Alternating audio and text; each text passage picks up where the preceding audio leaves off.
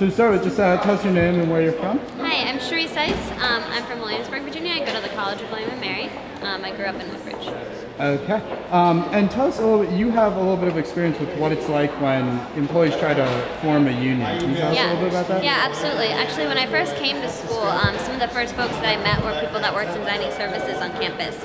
And I actually just got to talk to them about the kinds of conditions that there were there. And they were really upset because the contract had recently changed from Marriott to Aramark. I will give a little background info. Aramark is really well known for its union busting tactics. And this is something that, they were facing some problems in the workplace, such as they're forced to work through their lunch break. They don't always get the lunch break. There's unsafe working conditions. People aren't properly trained on equipment. They were being directed to do things that they thought was maybe bad for the food that they were serving to people. So they had a lot of really kind of basic concerns that weren't being addressed by the company. And they really wanted to form a union to be able to, stand up and say, we want our lunch break. It was really kind of simple stuff. And just within the first couple of weeks of talking about unions, we had union busters on our campus. They called a meeting, told people that they weren't going to get their paychecks if they continued to attend union meetings. They, held the one-on-one meeting telling people they're going to get fired. People were really, really scared. And so, they really said, if we could, they literally said, if we could do the sign-up, I think we'd have a chance, but if we have to go through the union election, then we're not going to make it. And so the intimidation was so strong that it really crushed the organizing drive that was going on there, and none of these problems have been resolved.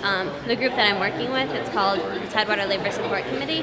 And we're a group on campus that stays in touch with the state employees on campus and the subcontracted employees, just so that when something like this comes up, if there's any kind of means where students can be as supportive to staff and their demands and just improving the workplace, that we can do that. And so that's still something that we've been doing with dining services folks, but anything involving the word union is kind of a little bit too dangerous to get to. So this is what I've been telling the folks here. I've seen firsthand that people really, really need protection. They really need the Employee Free Choice Act in order to feel like they actually have the right to organize.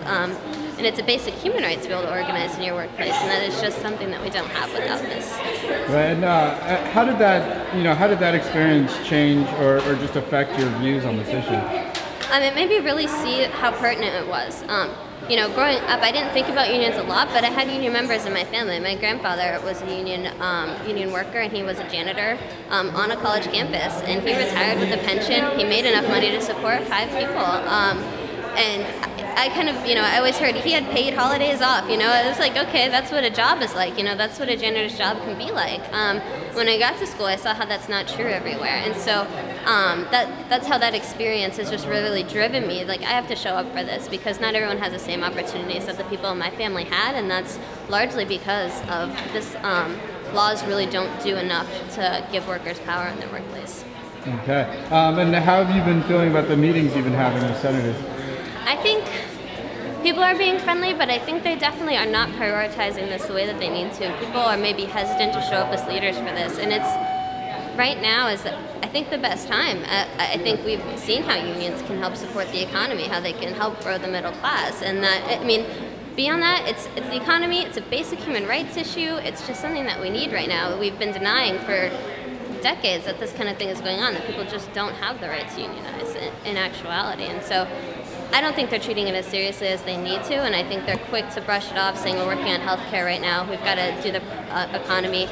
I think that this legislation is definitely a part of both of those things, that they need to be prioritizing it more actively and really taking leadership on it. Okay. And last question, if there was one message you really wanted people to take away from this event, what would that be? That the Employee Free Choice Act is really something that's important in our communities. It's not like a faraway piece of legislation. It's something that is going to affect us right at home. That's why I'm here. That's why I'm telling this story. So that's really what I want people to take away. It's going to be something that you need in your community.